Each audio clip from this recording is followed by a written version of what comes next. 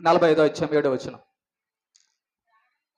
ప్రాణముతో కాపాడుటకు దేవుడు మీకు ముందుగా నన్ను పంపించాను. చూసారా, ప్రాణముతో మనం ఉండాలంటేనట దేవుడు మనల్ని కాపాడాలట. ఈ మాటలు మీరు నేర్చుకున్నారా? యేసేపు పలుకుతున్న మాటలు మీరు నేర్చుకున్నారా? మనం నేర్చుకున్నామా? అయ్యా నేను ప్రాణముతో ఉండాలంటే దేవుడు నన్ను కాపాడాలి. ఏం ఏం మాటలు మాట్లాడుతున్నాడు అండి! ఎంత జ్ఞానం అండి, ఎంత భక్తి అండి, ఎంత విశ్వాసం అండి యేసేపుకి.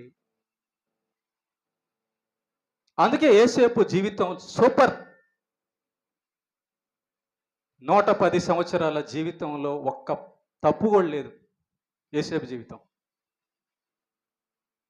వాట్ ఎ వండర్ఫుల్ లైఫ్ యేసేపుది. 45వ అధ్యాయం 8వ వచనం.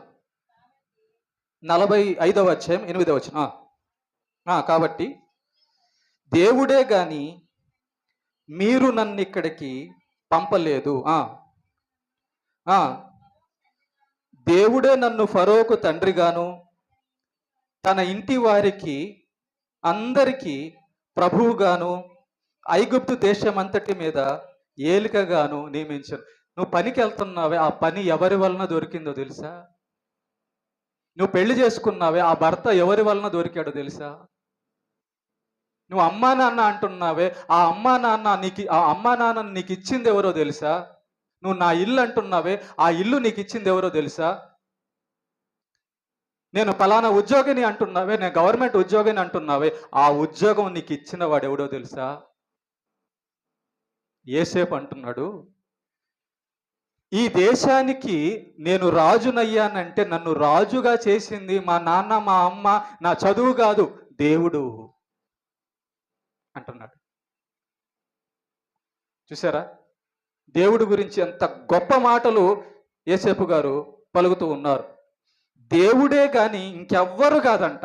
దేవుడే తప్ప ఇంకెవ్వరు కాదంట. నువ్వు పనికి వెళ్తే ఆ పనిలో 8 గంటలు పూర్తి చేస్తే, ఆ 8 గంటల పనికి డబ్బులు వస్తే, నీకు అన్నం వస్తే, నువ్వు తింటే దానికి కారణం నీ మేస్త్రో నీ ఆఫీసరో కాదు, దేవుడు. యేసేపు నా పనికి కారణం దేవుడు, నా జీతానికి కారణం దేవుడు, నా ఆహారానికి కారణం దేవుడు, నా ప్రాణానికి కారణం దేవుడు, నా బ్రతుకుకి కారణం దేవుడు, నా మనశ్శాంతికి కారణం దేవుడు, నా సమస్తానికి కారణం దేవుడు అని దేవుడి గురించి పలికేవాడుగా ఉన్నాడు యేసేపు.